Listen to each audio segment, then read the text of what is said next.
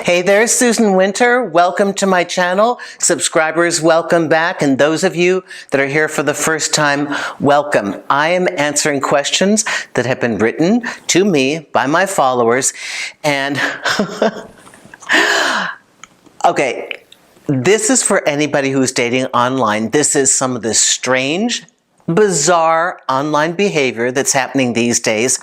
What happens when you're with somebody, you're dating them, and it's, like 8 months, not 2 weeks, and you've broken up, and months later, they want to connect with you on an app. Like, oh, okay, this is real, and I have to answer it because this stuff is so crazy. Shelly, thank you for writing this. Dumped and then pursued by an ex on a dating app. Yes. I hope it hasn't happened to you, but if it has, here's my advice. Shelly writes, relationship of 8 months ended. I accepted the breakup and went no contact. Haven't heard from him, so I figured I'd go online for a dating app. It's been 5 months now. Then my ex, the dumper, sent me a text message. Oh, I saw you on the dating app. I swiped right, and I hope we match. And so Shelly writes, wouldn't he just call me? I mean, is this bait for me to contact him? I'm confused. I didn't even see his profile yet. Oh, you're confused. Shelly, what was your relationship like with this person? Were they this odd before? I mean, this is so crazy. Hi, I'm going to just forget that I dumped you. I'm going to forget everything that happened. I'm going to pop up like, oh, I saw you at a party and I know who you are. This is completely not in alignment with what you had. And of course, why wouldn't he just call you? Of course. He's online dating. You're online dating. He's a little jealous that he sees you now. He didn't know what to do with you when he had you. This is certainly crazy making, and I don't blame you, but I read this because I know that stuff is going on out there that we laugh about. What the relationship experts, when we talk to each other, it's like, can you believe that somebody did this? But when it's happening to you, it's very disconcerting. So let's deconstruct this. Firstly, this would be nutty behavior if you dated a couple weeks. We know the automatic answer would be ignore the person. You had your chance. I don't do repeats. I did it.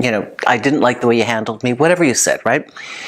But 8 months, this was actually a partner. And I'm assuming if you say I dated for 8 months, I'm answering this question with the assumption that you were a committed couple, not just like I've been hooking up with somebody randomly and the time period was about 8 months, because then what I have to say makes no sense.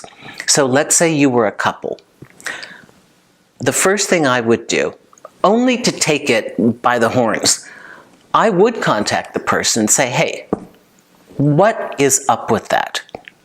Do you realize that that is both, it is offensive. You want me to match with you? I matched with you for 8 months and you didn't think it was a match. So explain this to me, because if you've had an 8-month real relationship, this person owes you some explanation. Perhaps it is the subtle way that they are trying to see if they can get back with you. I don't think they have a skill set to be with you, but you were together for 8 months. So in a way, that's the only reason I would put it in a bucket that says, you can probably have a conversation with this person, right? So here's where you just take off the gloves and you just say whatever you need to say. You hurt me. I really cared for you. Now you want to date me on an app? What's been up with you? And unless this person says, look it, I'm so embarrassed and I am so ashamed of my behavior. I saw you on there and I'm like, oh God, I want to talk to her. That was so stupid. Why did I write that? Unless they apologize profusely and you really honestly feel that it was a good person that you want to examine again, you could, if you choose to, proceed with caution. You're never going to be able to totally trust them like you did the first time. We don't love the person again the second time around the same, well, I should say with the same ease. Once we've lost trust in that person, it's never the same. But I think for you to be courageous and proactive, I would call them up and say, and the burden is on them.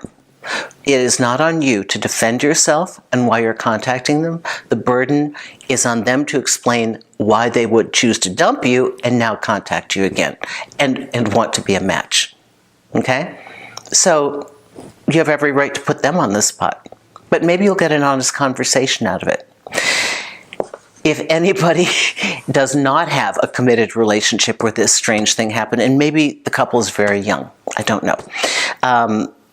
Yeah, you don't have to respond if it was just somebody very briefly who toyed with your heart and now is being nutty like this. This isn't appropriate behavior. You know, we instinctively know what is right and correct. We instinctively know when we're being treated well. And much like, you know, Shelly writes here, you know, is he trying to bait her for contact? Yeah. He's trying to ask her to do what's uncomfortable for him, which is to crawl back and try and have some kind of dialogue because he's been, you know, naughty and he knows it. It is always up to you. If you've decided that you've explored this, they hurt you, there's nothing more you need to see, there is no conversation necessary. It's always what feels right to you. But I do urge you to take each one of these situations that you have in life and challenge yourself to do the thing that is a little uncomfortable, that is representative of who you would like to be at the highest form of yourself. So if you never had your say, you hurt me, now's the time to say, you hurt me. You see what I mean? So always improving and using every chance that we get in a relationship to improve our skills and to learn where our deficits are and to stand up for ourselves, to speak our truth, whatever needs to be said. Thank you so much for this. Susan Winter at susanwinter.net. If you'd like a consultation, please check out my site. There are a couple of different options, even in person. If you would like to hear this, it's on Spotify and iHeartRadio. You can write me a video request on the last page, the contact page, and please sign up for the newsletter. I do not sell your name. I don't do any of that, but I can speak with you on a more personal manner and give you detailed information of where I'm going to be and what I'm doing and create events for those of us in this environment that are already in the newsletter. So that's on the homepage. Thank you very much. It's Susan. Happy dating.